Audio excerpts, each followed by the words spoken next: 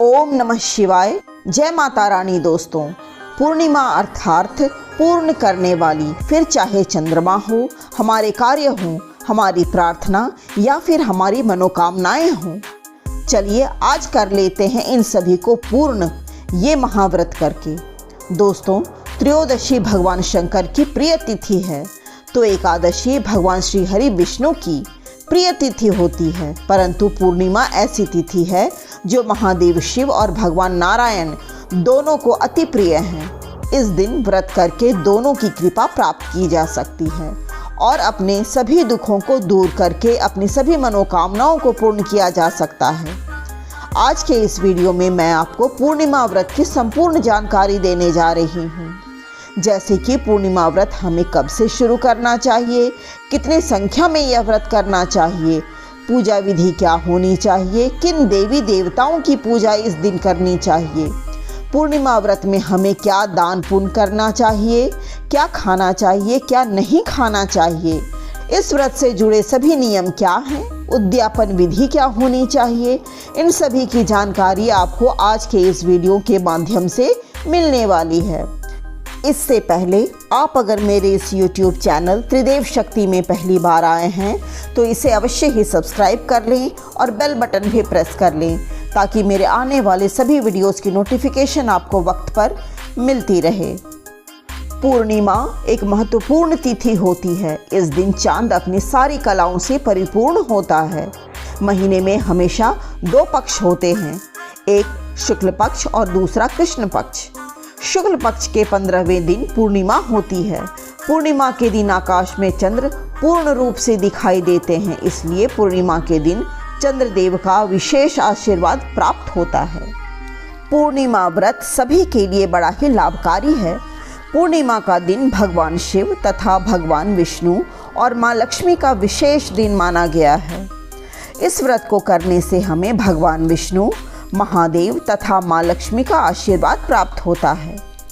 पूर्णिमा का व्रत सभी के लिए बड़ा ही लाभकारी है, चाहे वह धन की इच्छा करने वाला हो, विद्या की इच्छा करने वाला हो या फिर सुख की इच्छा करने वाला हो, सभी के लिए यह लाभप्रद है।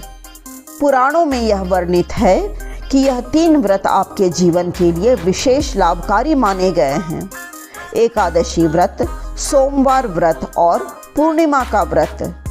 फिर यह पूर्णिमा का व्रत किसे करना चाहिए? पूर्णिमा का व्रत सभी कर सकते हैं, चाहे वह पुरुष हो या स्त्री या कन्या हो या विद्यार्थी हो। आइए जानते हैं पूर्णिमा व्रत के पूजन विधि के बारे में।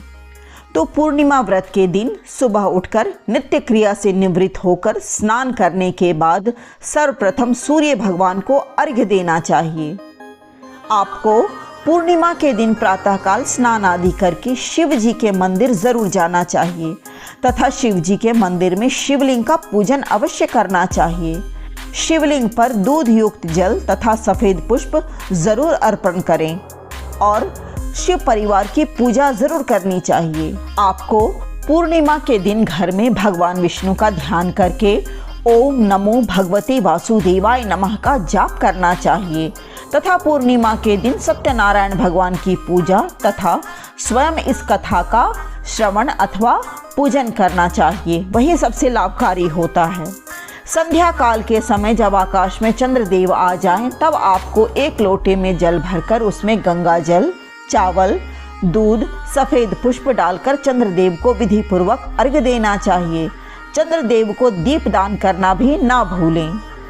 संध्या काल के समय चौकी बिछाकर उसे पीले वस्त्र से ढकें और गौरी, गणेश तथा कलश की स्थापना करें। उसके बाद भगवान विष्णु, माँ लक्ष्मी की प्रतिमा स्थापित करें। प्रतिमा स्थापित करने के बाद आप विधि पूर्वक इनकी पूजा करें। सर्वप्रथम गणेश, माँ गौरी तथा पृथ्वी की पूजा करें। उसके बाद कलश, भगवान विष्णु तथा माँ लक्ष्मी की विधि पूर्वक पूजन करें। पूजन में भगवान विष्णु को तुलसी पत्र अर्पित करना ना भूलें। ध्यान रहे, माँ लक्ष्मी को तुलसी पत्र नहीं चढ़ाया जाता। पूजन करने के बाद कथा सुने तथा कथा सुनते समय हाथ में पुष्प जरूर लें। कथा समाप्त होने के बाद वह पुष्प प्रभु नारायण के चरणों में चढ़ा दें। फिर कथा के बाद होम करें।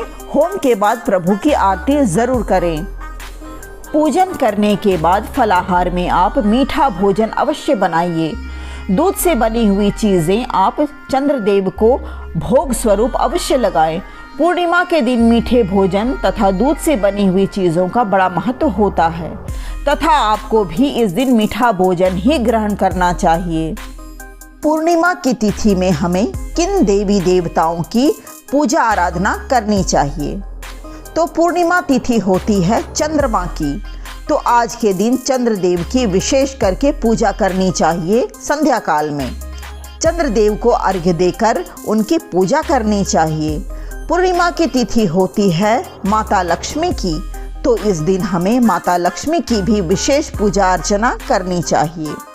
इस दिन भगवान भोलेनाथ की सपरिवार पूजा आराधना की जाती है, मतलब इस दिन शिव परिवार की भी पूजा करनी चाहिए।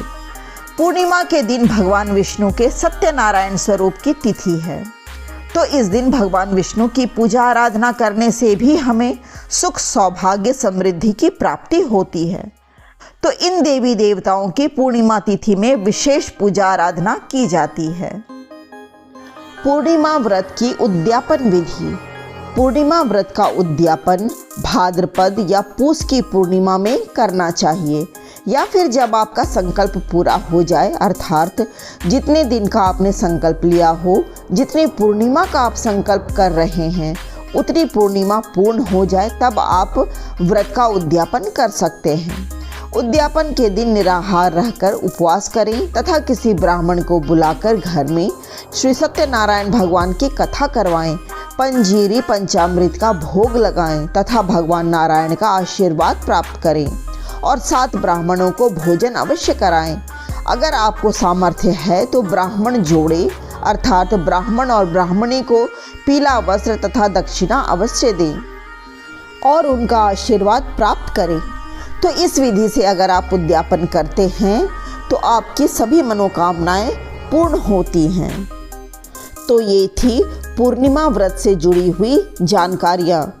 अगर वीडियो पसंद आई हो तो इसे लाइक करें, अधिक से अधिक शेयर करें, कमेंट में जाकर श्री सत्यनारायण भगवान की जय ज़रूर लिखें और चैनल को सब्सक्राइब कर लें और बेल बटन भी दबा दें ताकि आपको मेरे आने वाले सभी वीडियोज़ की नोटिफिकेशन वक्त पर मिलती रहे।